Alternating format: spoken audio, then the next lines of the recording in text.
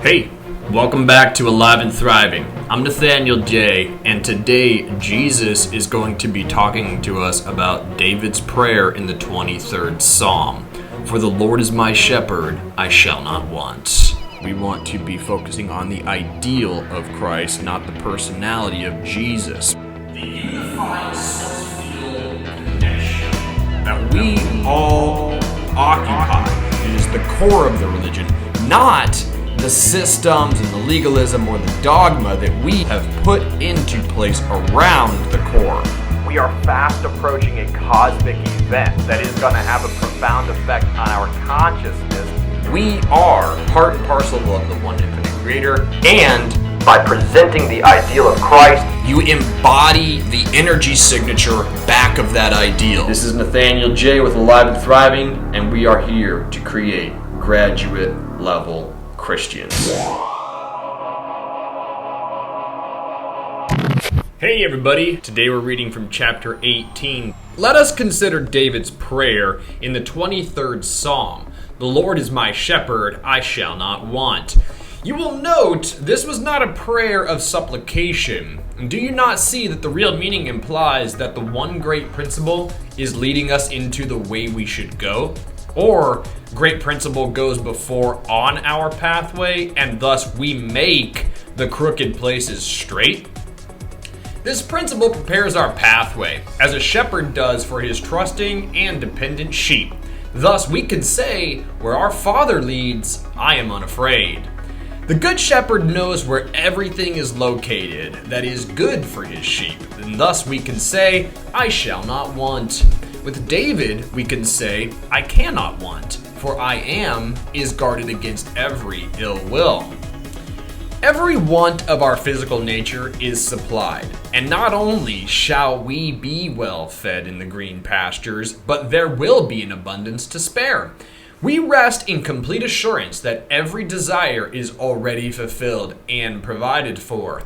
We can let go of every weary sense and say, with David, He maketh me to lie down in green pastures, and He leadeth me beside still waters. The blue of their quiet depths gives great peace to our minds, and our troubled consciousness is stilled. With body and mind at rest, the heavenly inspiration of the Most High Principle floods our souls with the pure light of life and power. The light within us glows with the glory of my Lord, the law wherein we are all one. This radiant light of spirit renews our understanding. We stand revealed to our true selves, so that we know ourselves as one with the infinite, and each is sent from this principle to manifest the perfection of the Father principle. So it's basically saying right there that every single human, every single mineral, every single plant, every single animal, every single representation of sentient life, every single incarnation of spirit is making its way from the one great principle into matter and then back towards the Father principle. In the quiet calm of our souls, we are restored to our pure selves and know that we are whole. Thus, He restoreth my soul. And yea, though I walk through the valley of the shadow of death, I will fear no evil. And in the fullness of the bounty of this God principle, what can we fear? What should we fear when we are radiating forth the God principle? The answer is and always will be nothing. The same way that Jesus did not fear the crucifixion. He just projected forth unconditional love. Said a better way, he channeled unconditional love into such a horrific experience, and thus love overcame death. Love overcame violence. Love overcame fear. Here we rest our physical natures. He's talking about in the non-physical. Here we rest our physical natures. God quiets our minds, and God rests our souls. God illuminates us for service.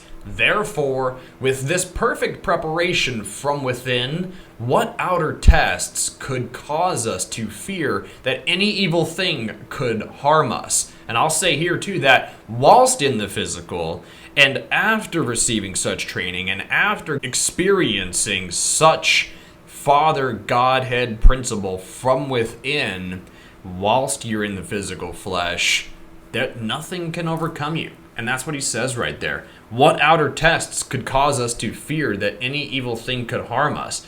God is in the midst of every one of us, and to each he is an ever-present help in time of trouble. In him we live and move and have our being, and we say with one voice, all is well.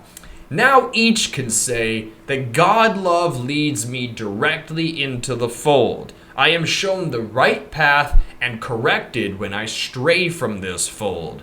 The power of God love attracts me to my good. Thus, all that would harm is shut from me.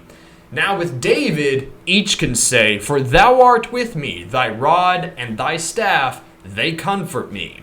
In first taking up this work and perceiving the truths or the fundamental scientific facts underlying all life and the way of attaining thereto, you take the first step, and the exhilaration and enlightenment are so far beyond anything you have hitherto experienced that you decide to go on in the work. Then, doubts and fears and discouragements are allowed to creep in, and your ongoing seems to be retarded.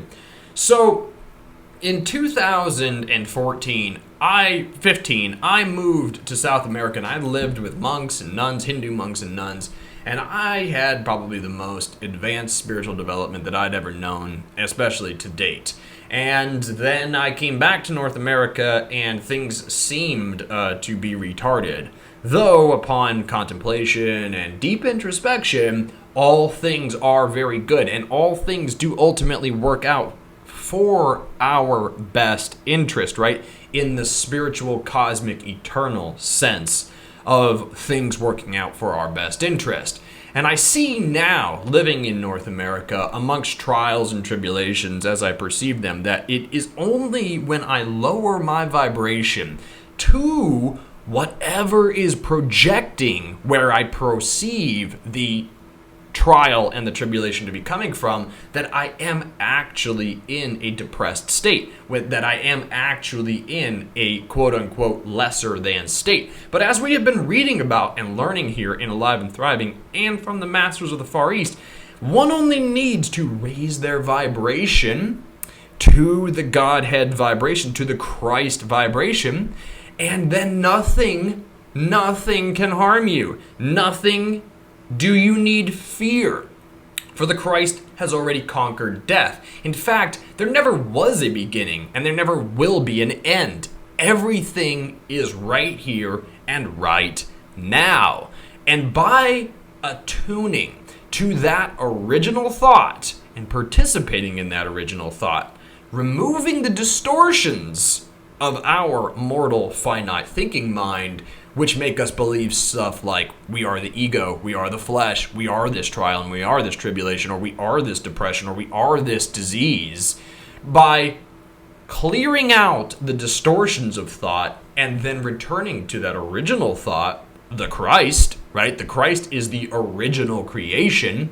By returning to that, we come up over all ill will, all discomfort, all temptation, and all trials and tribulations that this world, steeping itself in fear, I'm talking about humanity, right?